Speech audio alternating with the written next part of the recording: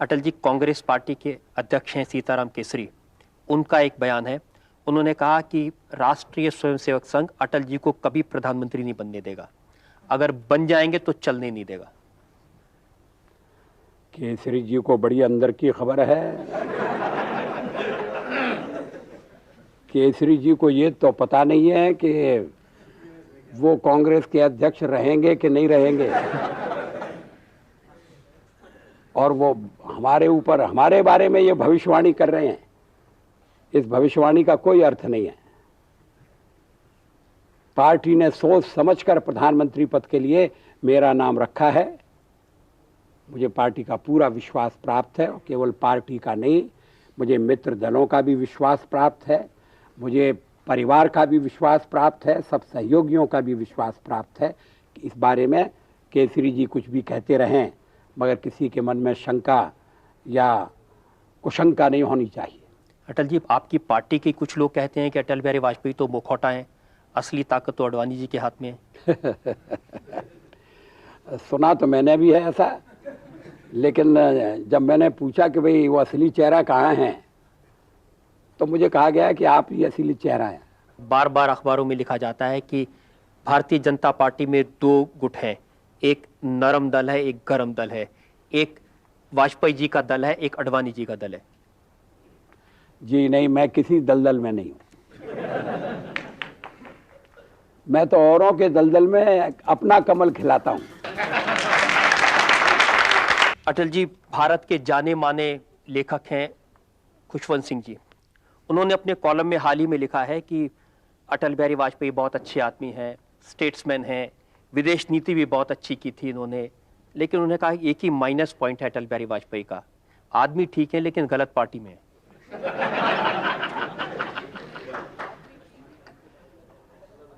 सरदार खुशवंत सिंह जी की मैं बड़ी इज्जत करता हूं।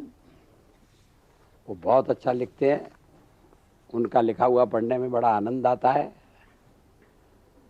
उन्होंने मेरी जो तारीफ की है उसके लिए मैं उन्हें शुक्रिया अदा करता हूं, लेकिन उनकी इस बात से मैं सहमत नहीं हूं कि मैं आदमी तो अच्छा हूं मगर गलत पार्टी में हूं। अगर मैं सचमुच में अच्छा आदमी हूं तो फिर गलत पार्टी में कैसे हो सकता हूं, और अगर गलत पार्टी में हूं तो फिर मैं अच्छा आदमी नहीं हो सकता। अगर फल अच्छा है तो पेड़ खराब नहीं हो सकता। अटल जी, कांग्रेस का तो ये कहना है कि अब भारतीय जनता पार्टी ने अपनी विचारधारा छोड़ दी है और वो कांग्रेस के रास्ते पर चलने लगी है।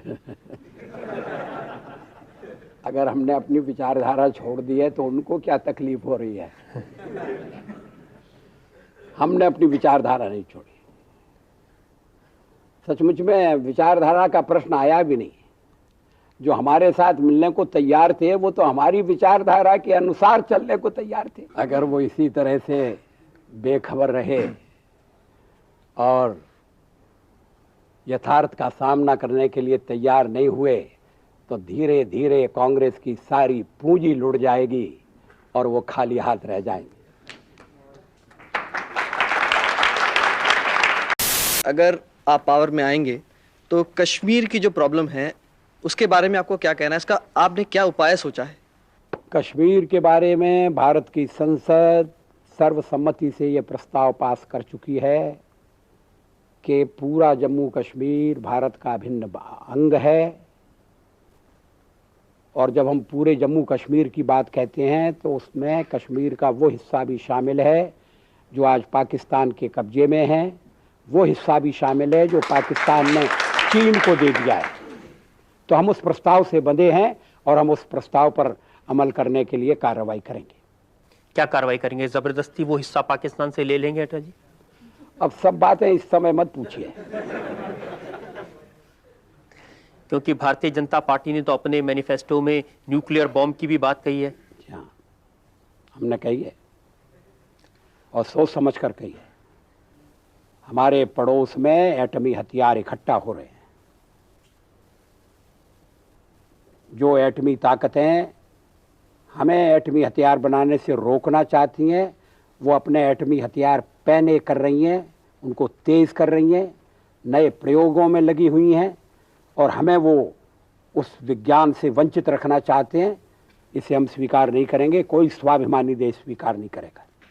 आओ फिर से दिया जलाएं,